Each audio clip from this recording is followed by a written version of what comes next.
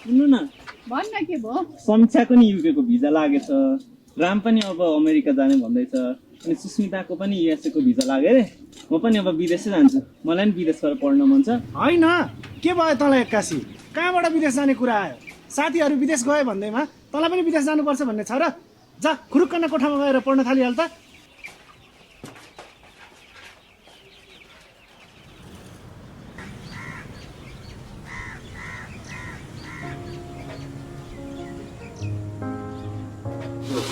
आमा, साथीहरू विदेश जाने भन्दैमा जानु खोजेको होइन नि। मैले नि राम्रो अङ्क ल्याएर पास गरेको छु। म पनि अब विदेश गएर केही सिकेर आएँ भने हजुरहरूले कहिले दुःख गर्नु पर्दैन थियो होला। बाबालाई सम्झाइदिनुहोस् न एकचोटि प्लिज।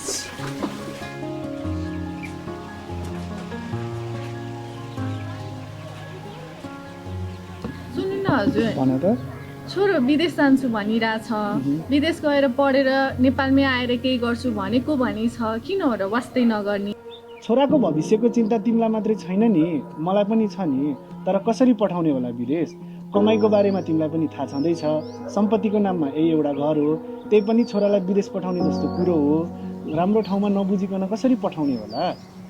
हेट तेरिका, किन टेन्सन लिएर तिमीहरूले? केटिएम कन्सल्टिङ ग्रुप छँदैछ त। केटिएम कन्सल्टिङ ग्रुप भनेको चाहिँ एउटा शैक्षिक परामर्श दिने संस्था हो र त्यहाँ गइस् भने राम्रो र भरपर्दो सल्लाह र सुझाव पाइहाल्छस् र छोराको भविष्यको चिन्ता लिनै पर्दैन नि। मेरो छोरी समीक्षा पनि त्यहीबाट गएको थियो नि। हो, त्यसो भए म भोलि नै केटिएम कन्सल्टिङ ग्रुप गएर छोरालाई विदेश पठाउने बारेमा सम्पूर्ण जानकारी लिएर आइहाल्छु नि। ल, अब म पनि ढुक्क हुने भए।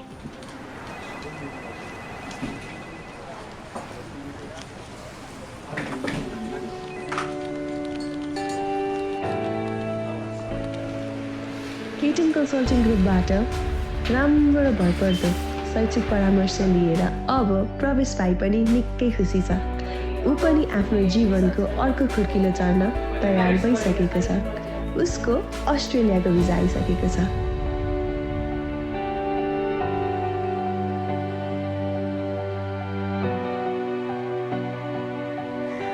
अब यसरी नै विश्वका जुनसुकै उत्कृष्ट शैक्षिक संस्थामा गएर ज्ञान र सिप प्राप्त गर्न सक्षम बनौँ र आजै केटिएम कन्सल्टिङ ग्रुपमा गएर आफ्नो शैक्षिक गन्तव्य निश्चित चाँडै गरौँ।